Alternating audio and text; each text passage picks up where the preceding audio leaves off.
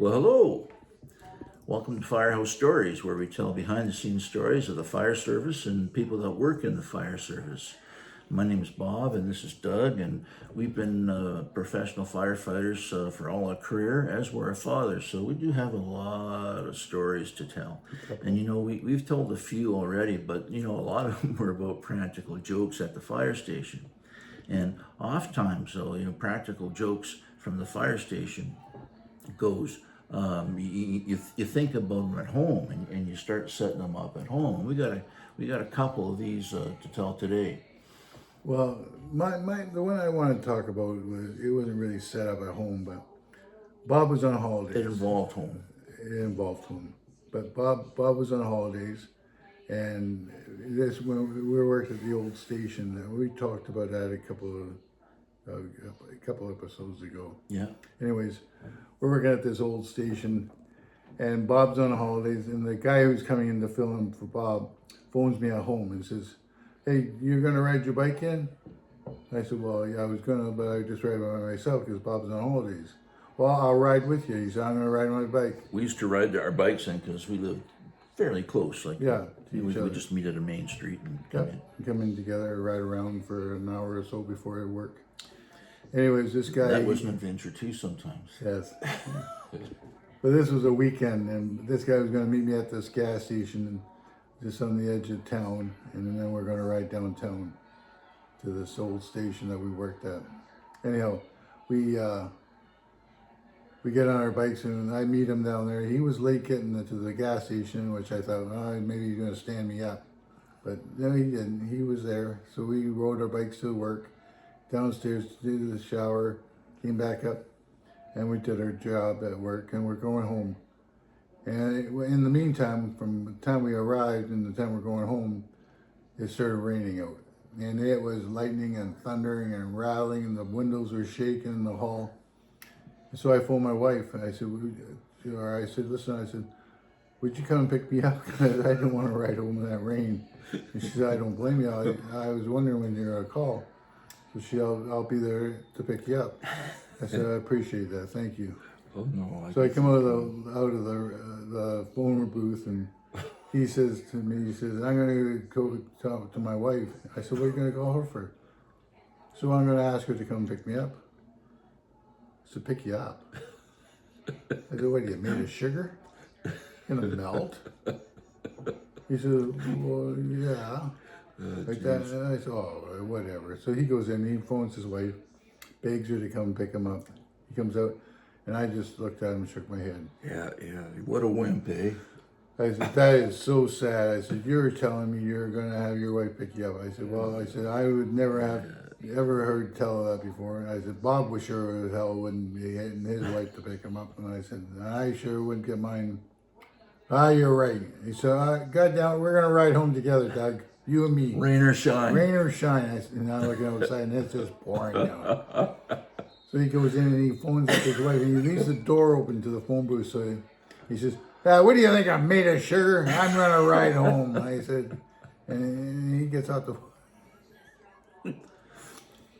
There's no way, like I know his wife, and there's no way you're going to phone her and tell her, I changed my mind, not after that statement. So anyways, Elaine's out front of the fire hall waiting for me to get off work. And he looks out the window and it's raining still, and he says, what's your wife here for? And I said, oh, I'm riding home. You think I'm going to get wet? Oh, you asshole. You think I'm stupid? I said, you think I'm stupid? I said, God damn it. I said, I might not be made of sugar, but I said, I'm not stupid. Yeah. Oh, how am I going to get home? I said, you're riding your bike. So we're driving home, and my wife's driving, and I said to her, slow down. I said, beside this guy, I said, I want him to see me. Up to him. So we were riding along beside him, and I look out the window, and I wave. We're not even a half a block from the fire hall. He's just soaking wet, though. The rain's just pouring off his chin. Oh, God, too funny. The funniest thing I ever heard in my life. Yeah, well, that's something. One time, one of our compatriots and I were at an indoor tennis pavilion courts. Numerous courts. And you spent You rented one for a while. So we used to go there and play. And then we'd have lunch afterwards. So we're sitting having Play lunch. tennis? Yeah. Doug does everything, man. Oh my God. Oh yeah. Yeah, me and Mitch, right? So it wasn't competitive. No, not at all. No. but anyways, we're sitting there eating lunch afterwards, and razzing each other for our awful shots, right? And this guy comes in and he's got two shopping carts loaded up with tennis balls. Well, Like the grocery shopping carts full of them. And we're the only two guys in the restaurant. And he says to us, "You guys want some tennis balls?" And of course, I'm thinking, gosh, they can come in useful around the fire hall. I'm sure we'll find out something. So, anyways, we got two garbage bags, and I got two garbage bags full of tennis balls. he just gave them to you? Yeah. Oh, wow. And that was only like That's a third of firefighter's his dream. free. and anyway, so thinking of what to do with them, and I've always had this thing in my mind. Our lockers were sort of like an alleyway, with maybe 3 feet between them, right? And then the lockers up as high, so you're sort of in like a canyon, right?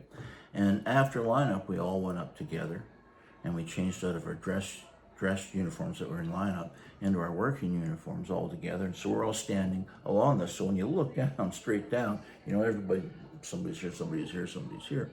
And I always thought it would be great if one of those lockers would open up and it'd be full of ping pong balls, with the ping pong balls bouncing. God. So I thought, how am I going to do this, And so I came in when the other squad was on and opened up my locker, and I figured out how I brought some cardboard so I could put a ramp in. I put a few tennis balls up because it had two shells, a small one at the top and a big one at the bottom. And I thought, okay, we'll get coming from that one first, and then it'll all come out. So I did that. And Much work. And I know, but I was dedicated. I was a lot more dedicated to the job than you ever thought of me. Oh, yeah, no kidding. Yeah. And so anyways, I set it up and opened it up, and the tennis balls, because they're all hairy, they all stuck together and they wouldn't come out. So of course I had to go home that night, and I had to think of another way of doing it.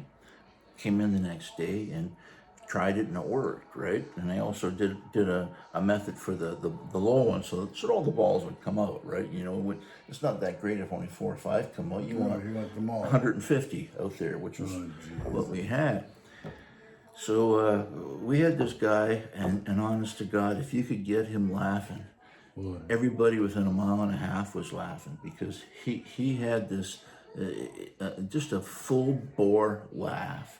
And he would get laughing so hard that his knees would start to go shaky, And I've seen him actually lean on the windowsill with his knees shaky, going, "Don't say anything, don't say anything," because he's laughing so much, right? So I thought, and his locker was beside mine, so I thought that's a good one. So we're down for a lineup, and I got this all set up the day before, right? We're down there for lineup, and I told all the guys, but this guy, right? Yeah. And so we came upstairs, and everybody's going to the locker, and somebody delays this guy, just so everybody's ready to see, right? Yeah. And he was standing there like this, right? And he opens up his locker, and all of a sudden, all these tennis balls come pouring out. And all he did was he just stood there like this. Huh? What do you do? So, anyways, we go to great lengths for tennis balls, but I got to tell you, those tennis balls stuck around that fire hall. I mean, they were well used for years. Now, I wouldn't be surprised if, we've moved out of that station, but I'm sure that there's some up above the ceiling tiles. Right, Phil, Yeah. So that's funny.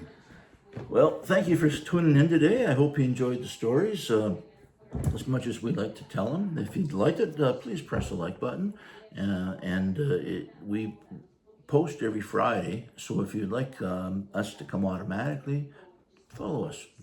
That's all you get. You just get it in your mailbox every Friday. So anyways, have a good night. Goodbye. Bye now.